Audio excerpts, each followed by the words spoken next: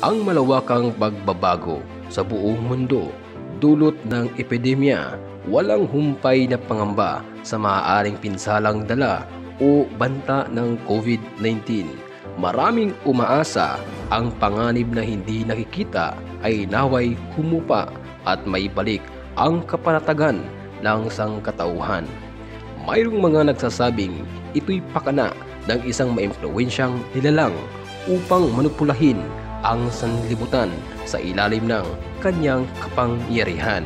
Marahil may idea ka na sa kinakaharap nating pandemya. Walang pinipiling mga bata o matanda ang sakit na nakamamatay. Paano kung gawing mandatory ang bakuna upang sakit na nakakahawa at nakamamatay ay ang paraan upang maiwasan? What? Malalaman natin yan. Hatid sa inyo ang katotohanan. Ihahayag, ako po ang inyong lingkod, Mr. Yusu Master.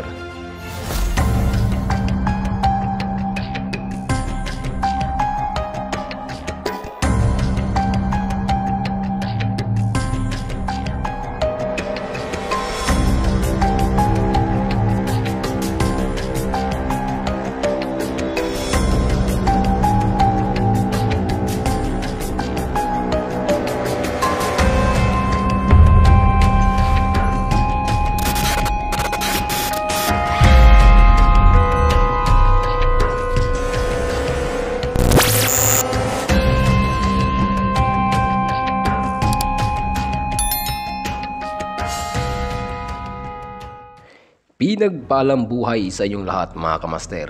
Welcome dito sa aking channel. Ngayon nga'y ating tatalakayin ang maalan Noah na pangitain bago naganap ang epidemyang kumalat sa sanlibutan. Layunin ng agham na ating natatamasan, ibig di umano, manipulahin ang sangkatauhan.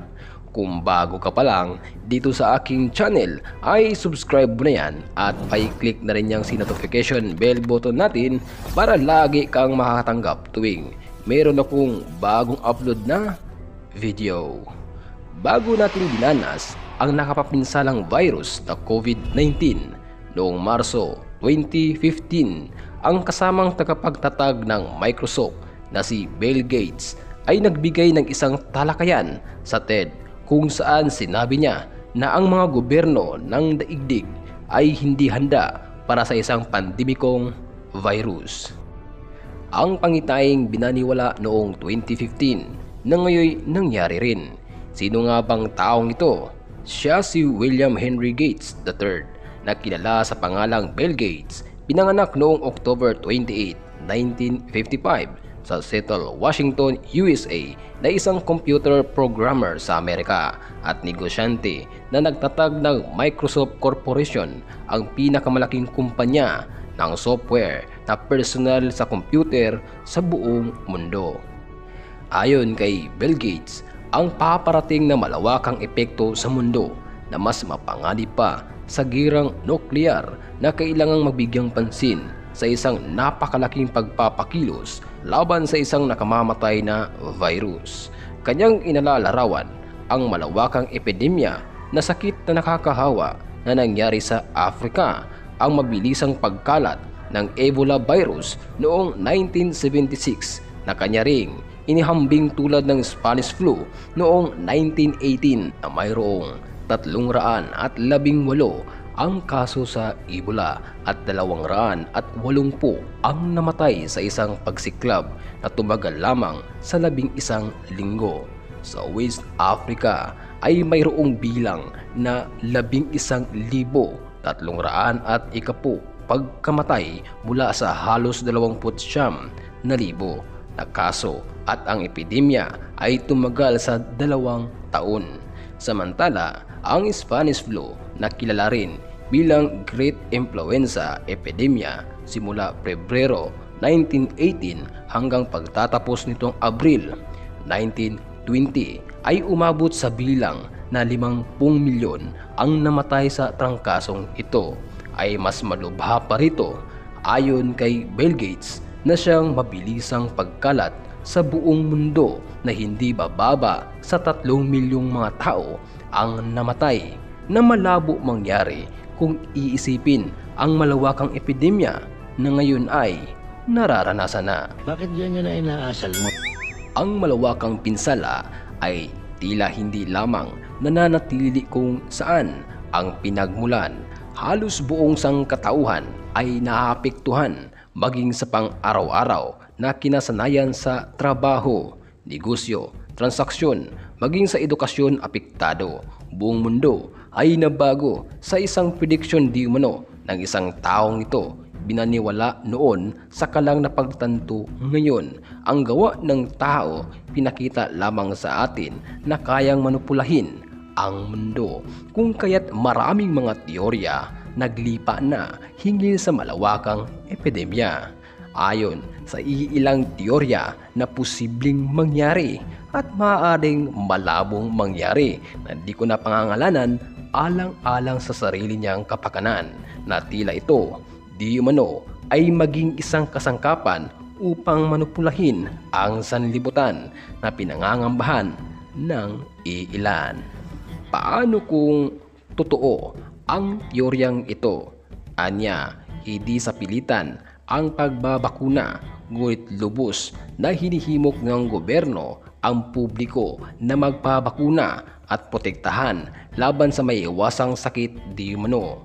Ayon sa WHO, World Health Organization, dito sa ating bansa mula January 3, 2020 hanggang buwan ng September 9, 2021 ay mayroong naitalang bilang na 2,134,005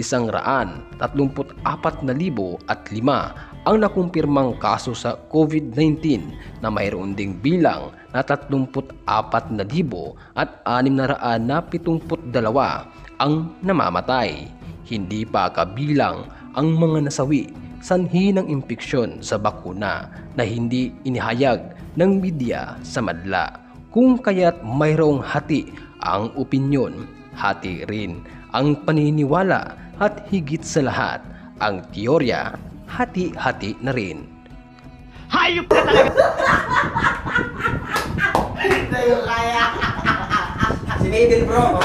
Paano kung gawing mandatory ang bakuna sa paraang ang mga tao ay mauubliga?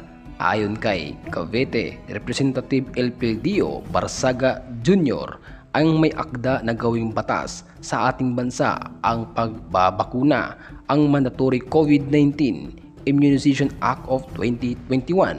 Ang COVID-19 vaccination program ay sapilitan para sa mga tao na maaaring ipasya ng DOH. Nagbibigay din ang panukalang batas para sa pagpapalabas ng mga vaccination card na ginagawang bilang isang karagdagang ipinag-uutos na kinakailangan para sa edukasyon, trabaho, at iba pang tulad ng layunin ng transaksyon sa gobyerno. Ang layuning gawing mandatory ang vaccination ay labag di umano ito sa karapatang pangtao. Ayon sa Republic Act 9851, Philippine Act on Crimes Against International Humanitarian Law, Genocide and Other Crimes Against Humanity. Wow naman! Wow!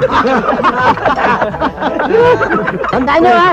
Sabi nito sana, secret yan ha! Kung kaya't nakakasiguro kang mayroon kang kalayaan magpasya sa iyong sarili. Ngunit, gayon paman, ramdam di umano ng iilan ang karagdagang kasangkapan sa trabaho at sa transaksyon, tulad ng nasa gobyerno, OFW at iba pang tulad nito, na posibleng magsimula ang panukalang ito sa negosyo at trabaho na siyang karagdagang kailangan na mauobliga kang mabakunahan. Inuulit ko, ang teoryang ito ay posibleng mangyari at maaari din namang malabo na mangyari. Ito di umano ay isa lamang anino na malapit ng maganap, ang sinasabing sapilitang tatakan ng bilang ng isang halimaw na nasasaad sa manuskripto ng Apocalypse, at ang iilan ay sinasabing ito'y itinakda ng mga atheists, agham at mga negosyante sa mundo upang manipulahin ang sangkatauhan na ito'y kilalaning malakas at makapangyarihan sa sanlibutan. Bagaman walang naitalang bilang sa mga nasawi sanhi ng impeksyon ng iilan sa bakuna na hindi isinuwalat ng madla, ay hindi maitatangging maraming nasawi sa malubhang karamdaman na ibinibilang sa sakit na COVID-19 tulad ng sakit sa puso, cancer, heat stroke, konvulsyon at iba pa na ibinilang upang gawing di umano na pagdadala ng pangamba sa mga tao.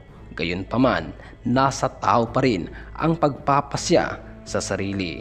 Walang nakakaalam kung kailan matatapos ang kinakaharap nating pandemya maliban sa may akda nito. Kung ikaw ang tatanungin mga kamaster, sang-ayon ka ba sa karagdagang pangangailangan sa aplikasyon na binigyang kahulugan ang COVID-19 bilang isang Certificate of Vaccination identification sa trabaho, edukasyon at transaksyon sa ibang bagay, gayon din sa gobyerno? Ano man ang iyong opinyon o reaksyon hinggil dito, ibahagi mo lang sa ating comment section yan. At kung meron kayong nais ipasaliksik na ating pag-uusapan sa talakayan, maaari mong ibahagi yan sa baba. Hanggang dito na muna magtatapos ang ating talakayan. Kung nakatulong sa iyo ang video ito, ay huwag kalimutang mag-like and share this video.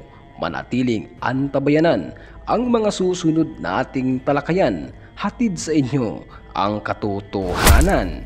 Ihahayag, ako po ang inyong lingkod, Mr. Yusu Master. God bless you all.